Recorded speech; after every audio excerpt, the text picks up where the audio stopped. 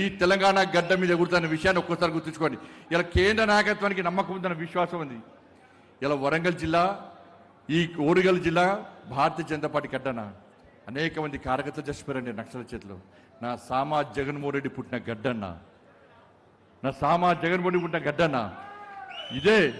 ఇదే గడ్డ మీద జాతీయ జెండా కోసం బలిదానటువంటి వ్యక్తి నా సామా జగన్మోహన్ రెడ్డి అన్న. జాతీయ జెండా కోసం బలైంది ఇద్దరు. సరిహద్దులో జవాన్ అయితే ఈ సరిహద్దు లోపల నా సామా జగన్మోహన్ రెడ్డి అన్న. కాబట్టి దయచేసి అందరు గుర్తుంచుకోండి. ఇవాళ తెలంగాణ రాష్ట్రంలో బీఆర్ఎస్ పార్టీ పని వాళ్ళంతా గాలి అంటది. కేటీఆర్ అంటే పోతే ముందే పైసలు ఇస్తాడు. ఈ హాల్ నింపడానికి వాళ్ళ 5 కోట్లు ఖర్చు పెట్టాలి. మీకు పైసలు ఇచ్చిరా ఎవరన్నా? ఇచ్చిరా? ఇలా బీఆర్ఎస్ వాడు మీటింగ్ పెట్టాలంటే ఒక 5 కోట్లు ఖర్చు పెట్టాలి. అన్ని అబద్ధాలు చెప్పిస్తాడు. ఇలా కాంగ్రెస్ వాళ్ళు పెడదామంటే మందే వస్తలేరు. ఇలా ఏడవైనా బీఆర్ఎస్ పార్టీని ప్రశ్నిస్తున్నారు, కాంగ్రెస్ పార్టీని ప్రశ్నిస్తున్నారు. 2500 రూపాయలు ఏవి ఇచ్చిరా మీకన్నా?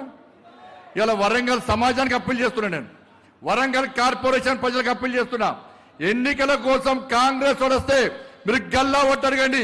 2500 రూపాయలు మహిళలకు ఇస్తాను ఎవ్వీ అడగండి. 4000 రూపాయలు మా తాత మౌనికి ఇస్తాను ఎవ్వీ అని అడగండి. 4000 రూపాయలు నిరుద్యోగ వృద్ధి ఇస్తాను ఏవని అడగండి. నిరుద్యోగ ఉద్యోగాలు ఇస్తాను ఎవ్వీ అని అడగండి. ఇలా 12000 రూపాయలు ఇస్తాన్నారు ఎవ్వీ అని అడగండి. స్కూటీ ఇస్తాన్నారు ఎవ్వీ. తులం బంగారం ఇస్తాన్నారు ఎవ్వీ. ఉద్యోగస్తులకు డిఏ ఏది, ఇలా పిఆర్సీ ఏది, వాళ్ళు ఎవ్వీ అని అడిగితే ఇక ఇస్తామని చెప్పి ఇలా కాలయాపేస్తారు. ఒక్కొక్కరి డబుల్ బెడ్రూమ్ ఇవ్వలే, ఒక్క రైతుకి నష్టపరిహారం ఇవ్వలే, రైతు భరోసా లేదు, రైతు బంధు లేదు. వాళ్ళ అన్నిటి మోసం చేసేటువంటి పార్టీ వాళ్ళ కాంగ్రెస్ పార్టీ ప్రభుత్వం అన్న విషయాన్ని గుర్తుంచుకోండి.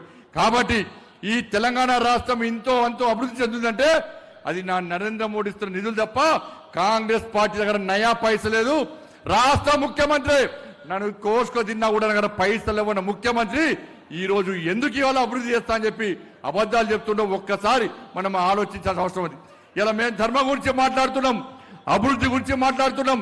ఈ తెలంగాణ రాష్ట్రానికి 12 సంవత్సరాల్లో 12 లక్షల కోట్ల రూపాయలు ప్రభుత్వం నా నరేంద్ర మోడీ ప్రభుత్వం.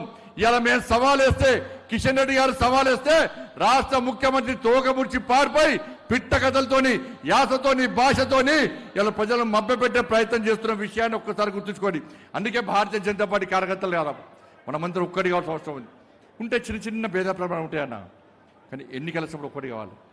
ఇలా వరంగల్ కార్పొరేషన్ మీద ఈ ఆదిలాబాద్ కానీ, నిజామాబాద్ కానీ, కరీంనగర్ కానీ ఇటు వీళ్ళందరూ కూడా వరంగల్ కార్పొరేషన్లో నా అన్నలను, నా తమ్ములను, నా అక్కలను, నా చెల్లెలను గెలిపించుకోవడానికి పక్కా పూర్తి సమయం ఇచ్చి పనిచేస్తామని చెప్పి మీకోసం రెడీ అయిందన్నా, మీకోసం బిస్తర్ కట్టుకొని రెడీ అవుతున్నా.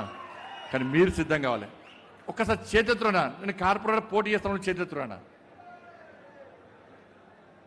చలో నేను కార్పొరేటర్ పోటీ అయ్యానా, కానీ ఎవరు పోటీ చేసినా నేను 100% నా డివిజన్లో కార్పొరేటర్ గెలిపిస్తానో చేతెత్తున్నా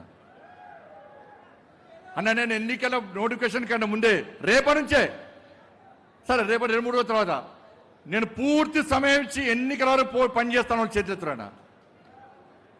మాట తప్పొద్దన్నా, పక్క కదా.